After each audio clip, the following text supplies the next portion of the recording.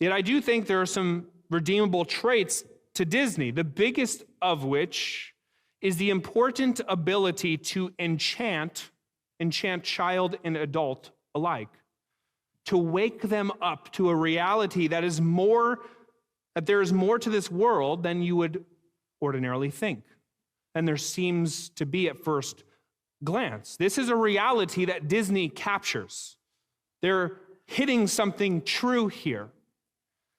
Disney has aimed to tell us the story of this world, yet due to its false foundations, the story Disney tells is no longer keeping in step with the true story.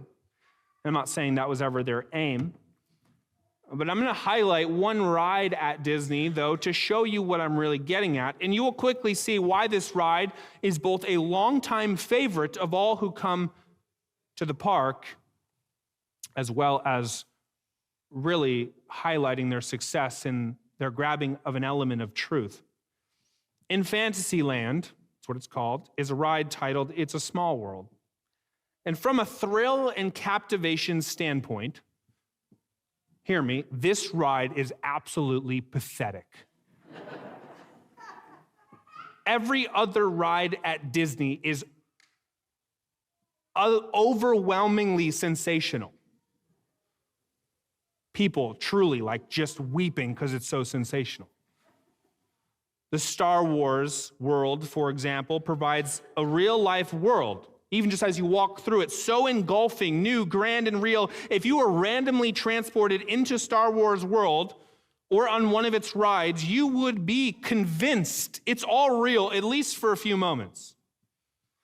But It's a Small World consists of a small open boat that is visibly just on a rail underneath it, 2 feet below the boat. The rail takes the boat through a warehouse-like building with hundreds of dolls, old dolls. They're barely even moving. Some are not moving at all. And they're all singing, or at least there's a song playing in the background. It's a small world. And they're singing it in a common language. The ride takes you through all nations, all tribes, all tongues of the world. You go to Egypt, China, South America, and Antarctica. You really see it all in what is comparably an extremely dull and low-budget ride compared to every other ride at Disneyland. So why is it a favorite? Why do people wait hours to go on this? Why is it the center of Fantasyland?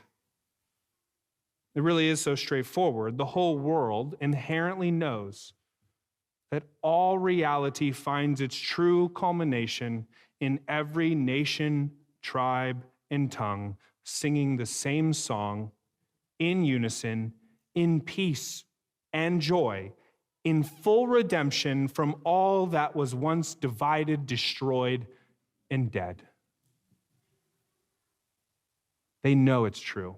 Everyone who rides it knows it's true. It pricks something so deep down that we so intimately know to be how this is all supposed to go and how it's going to end, that the 5 minutes of a low-budget ride is all worth the hours of waiting.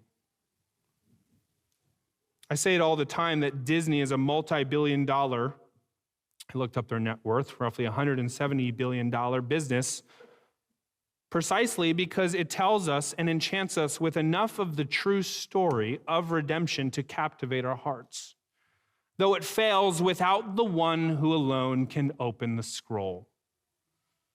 The ride in particular perhaps reveals the most of all.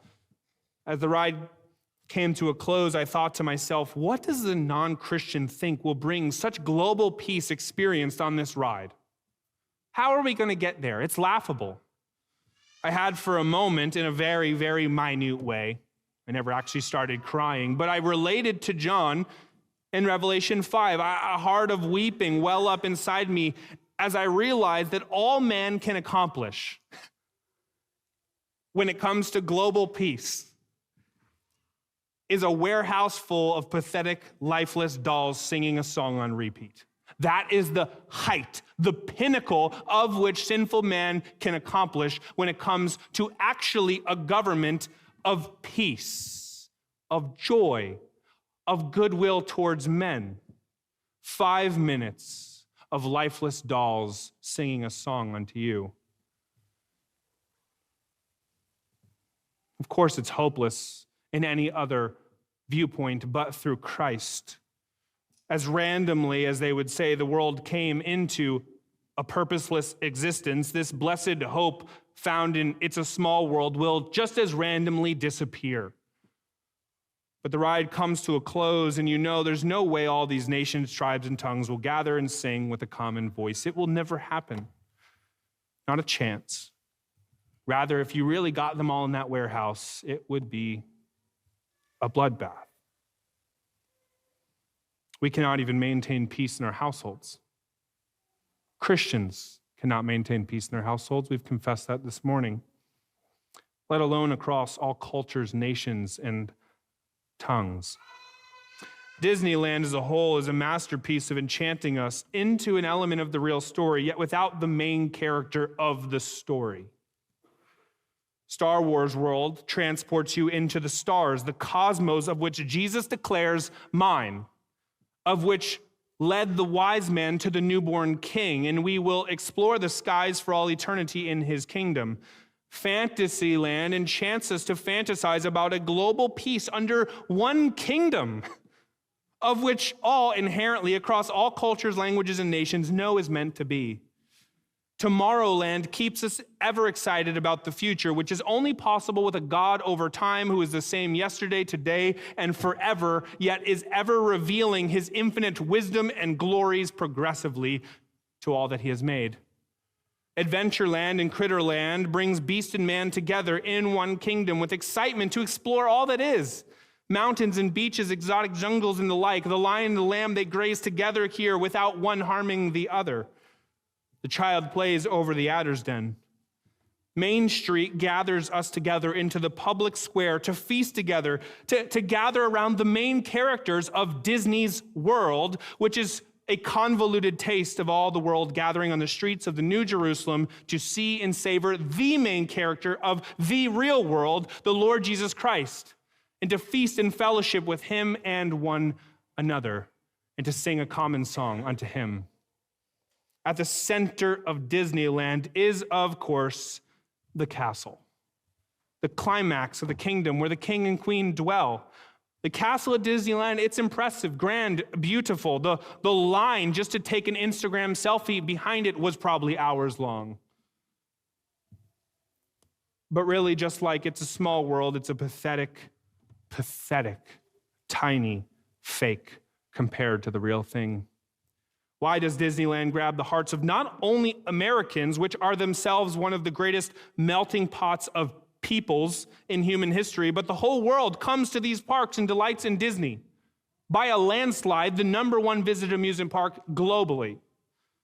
Because Revelation 5 is the true story, and Disney grabs bits and pieces of that story, which we all inherently know to be true, and we certainly hunger after.